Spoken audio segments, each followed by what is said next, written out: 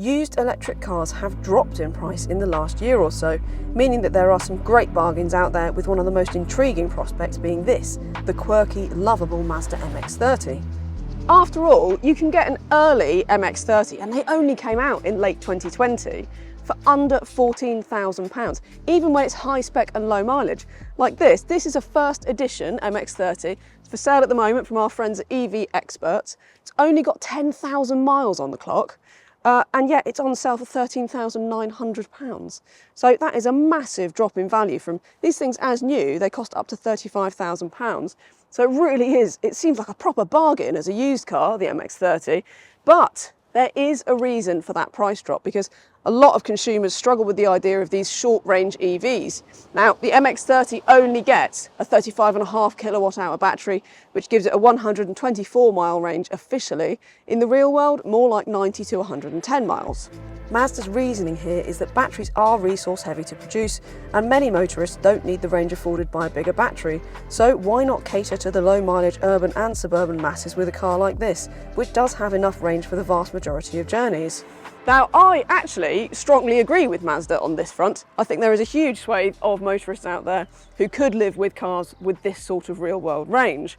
And if we're doing this all for the environment, which we are, then what is the point of having 60 kilowatt hours of lithium sat on the driveway when you are never really going to use it? So I think that small range cars like this are going to play a big part in our transition to EVs, but I do think that these cars are, well ahead of their time. The consumers, the market's not ready for it. People aren't willing to take a car with that range because it feels like an infringement on your freedom at this point, doesn't it? It's just too restrictive having that kind of range. Nonetheless, if you're buying this as a second car, as a school run car, this is a family hatchback size car. It's nearly the same size as a Nissan Leaf. So, with that, and the fact that it's like some kind of boutique hotel inside, and it looks so cool, this really is a very interesting used prospect. The MX-30 is usefully more practical than smaller rivals like the Honda E and Renault Zoe, with a 366-litre boot that's close to the sort of luggage space you get in a Volkswagen Golf. The peculiar rear-hinged back doors are actually really unhelpful if you're trying to get kids out of the back in a tight parking spot, as you end up trapped between the two doors. However, it does also mean that you get quite a lot of space to get in and out if you've got enough room to open the doors wide and make the most of that pillarless entry. Once you are in the back of the MX-30, it has to be said that legroom is a bit tight, but at least there is enough headroom. Certainly if you want to carry adults or teenagers quite regularly, then something like the Nissan Leaf may be a better bet. This, the interior of the MX-30, this is why you buy it, I reckon. I love it in here. It's mostly to do with the textiles and the finish. This cork finish, really unusual, but it looks great. You've got some hidden cup holders there. You've got storage down here. Really cool. The textile finish on the seats. It all feels really classy, really interesting, but just sort of subtle as well. It's not really in your face. I really, really like it. It's a really comfortable place too. So nice centre armrest here, nice and wide. Feels like quite a wide car, the MX-30, so quite nice and spacious. And they all get loads of equipment. Even the base car gets a head-up display and these nice seats and pretty much what you want, but you do want to go for the mid-spec, I reckon the Sport Luxe, because that gets electrically adjusted seats, heated seats as well, and keyless entry.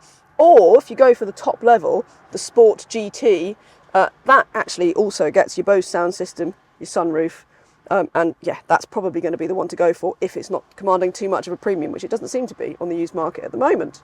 Every MX-30 gets this slimline colour screen, complete with Apple CarPlay, Android Auto and SatNav, and it is one of the easiest systems in the class to use, not least thanks to the rotary controller and shortcut buttons that make it very easy to hop between features. Overall, infotainment and equipment is a really strong point for the MX-30. It's not fast, the MX-30, I have to say that, so 9.2 seconds to 62, that is pretty pedestrian by most EV standards. But I would say that actually on the road, just in normal driving, even up to motorway speeds, it feels more than fast enough, so I really wouldn't worry about that.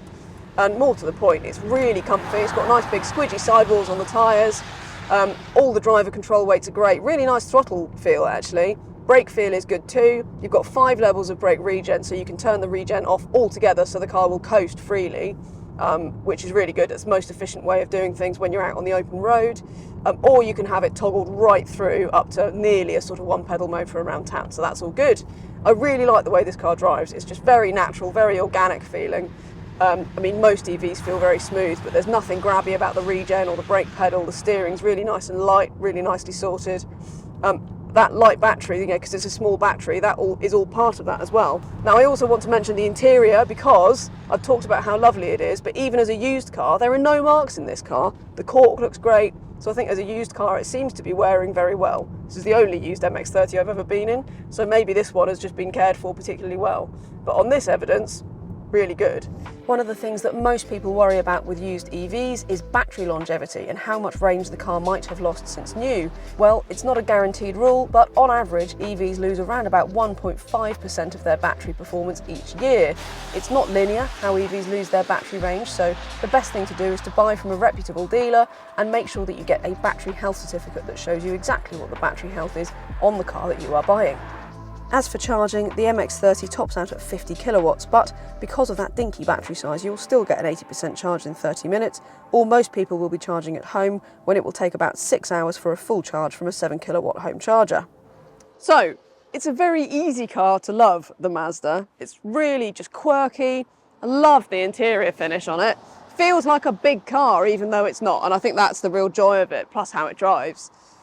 But, let's face it, even at this price, it's one of those cars that's got all of the want one factor, but objectively, it's still quite hard to justify. And there is one very good reason for that, even on the used market, and that is the BMW i3. Because if you're after quirky, cool, beautiful interior, boutique finish, well, the i3's got all of that too. It's got a much smaller boot than the Mazda, but I would argue it's actually better for rear passengers.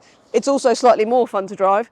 And you can get the long-range version of the i3, which will do, you know, 160 to 180 miles in the real world for like 17 to 18,000 pounds these days. So it's not that much more than the Mazda. And you know what? Much as I love the Mazda, and it is a more comfortable car than the BMW as well, when you compare the two, I know where my money would go. Don't forget to head to CarGurus.co.uk for a whole host of fantastic used cars, including some Mazdas and some i3s. And while you're here, please do like the video, subscribe to the CarGurus UK YouTube channel, and turn on your notifications. Ring that little bell so you don't miss any of our videos.